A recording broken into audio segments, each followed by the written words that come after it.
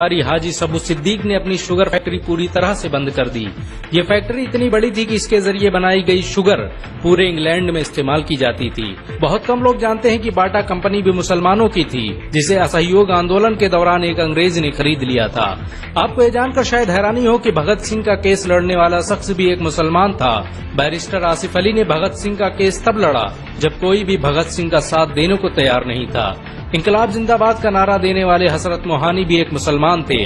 उन्होंने ही भारत की आजादी की रूपरेखा तैयार की थी। इतिहासकारों के मुताबिक 1857 में होने वाले विद्रोह में 50,000 उलमाओं को फांसी दी गई और लाखों मुसलमान सरेआम कत्ल कर दिए गए। 1857 में दिल्ली से लेकर कलकत्ता की रोड पर ऐसा कोई पेड़ नहीं था जिस पर मुस्लिम उलमाओं की लाशें न टंगी हो। मुसलमानों ने ही भारत की आजादी के लिए पहली जंग लड़ी। मैसूर के सुल्तान हैदर अली और उसके बेटी टीपू भारत की आजादी के लिए शहीद होने वाले पहले शासक थे। मशहूर क्रांतिकारी अशफाकुल्लाह खान सबसे कम उम्र में फांसी पाने वाले भारत के पहले व्यक्ति थे। बहुत कम लोग जानते हैं कि जय हिंद का नारा एक मुसलमान आबिद हसन सफानी ने दिया था। ये नारा आज भी भारतीय सेना और शासकीय प्रणाली में सम्मान स्वरूप इस्तेमाल किया जाता है। तिरंगे का निर्माण करने वाली सुरैया तैयब जी भी एक मुसलमान थी। उन्होंने ही भारत के राष्ट्रीय ध्वज को वर्तमान रूप दिया था। कानपुर में पैदा होने वाले अजीमुल्लाह खान ने ही मादरे वतन भारत की जय का नारा दिया था, जिसमें बाद में कुछ सांप्रदायिक लोगों ने माता शब्द को जोड़ दिया। आपको ये जानकर शायद हैरानी हो कि भारत का पहला राष्ट्रीय गीत अजीमुल्लाह खान ने ही लिखा था। बहुत कम लोग जानते हैं कि मौलाना कासिम नानोतवी ने दारुल उलूम देवबंद की स्थापना अंग्रेजों को भारत से निकालने के लिए की थी। इस मदरसे का मकसद देश में ऐसे नौजवानों को पैदा करना था जो भारत की आजादी में योगदान दे सकें। रेशमी रुमाल आंदोलन की शुरुआत करने वाले मौलाना महमूदुल हसन और मौलाना उबैदुल्ला सिंधी दारुल उलूम देवबंद के ही छात्र थे। मौलाना उबैदुल्ला सिंधी ने सुभाष चंद्र बोस के साथ मिलकर भारत की पहली अस्थायी सरकार की स्थापना की थी और वह भारत के पहले गृह मंत्री भी थे।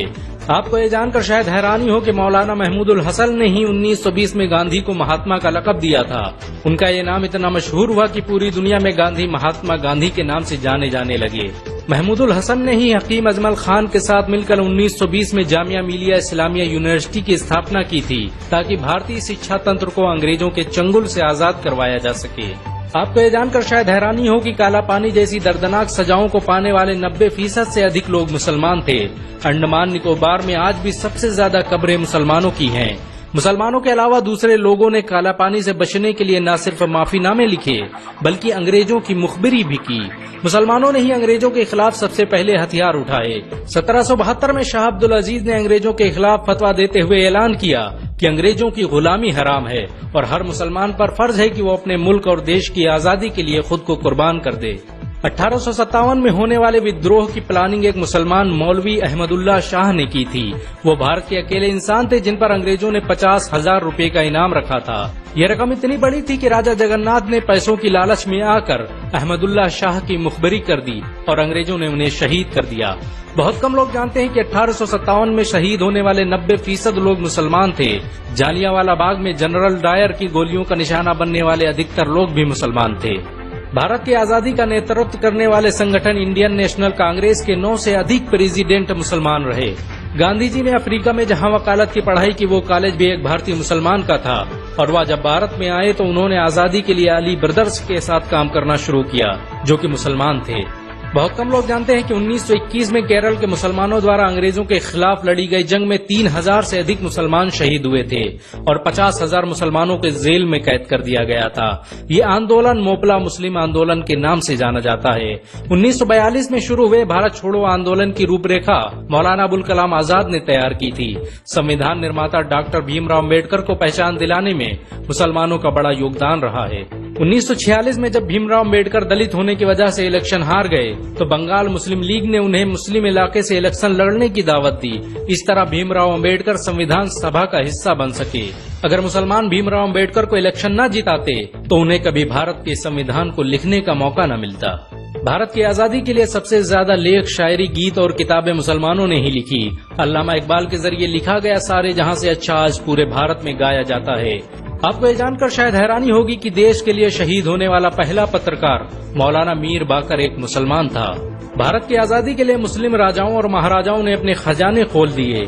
कोलकाता के हाजी उस्मान सईद ने अपना सब कुछ भारत की आजादी के लिए कुर्बान कर दिया। हाजी उस्मान की अमीरी का अंदाजा इसी बात से लगाया जा सकता है कि 1920 तक कोलकाता में बनने वाला हर स्कूल और हर बड़ी बिल्डिंग उन्हीं की थी।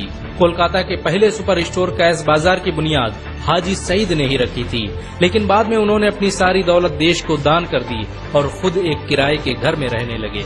अमीर हमजा और अब्दुल हबीब यूसुफ मरफानी जैसे मुसलमानों ने अपनी अरबों रुपये की संपत्ति देश की आजादी के लिए कुर्बान कर दी। सुभाष चंद्र बोस द्वारा अफगानिस्तान में स्थापित की गई सरकार में 9 में से 5 मंत्री मुसलमान थे। भारत की आजादी के लिए देश भर में मौजूद मस्जिदों को किलों की तरह इस्तेमाल किया गया। इन मस्जिदों में सुबह शाम हर वक्त भारत की आजादी के लिए ऐलान हुआ करते थे।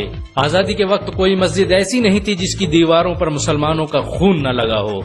इन सब के अलावा ऐसे करोड़ों मुसलमान हैं जिन्होंने भारत की आजादी और उसकी अस्मिता के लिए अपना सब कुछ कुर्बान कर दिया। सच तो ये है कि भारत की आजादी मुसलमानों के बगैर मुमकिन न थी।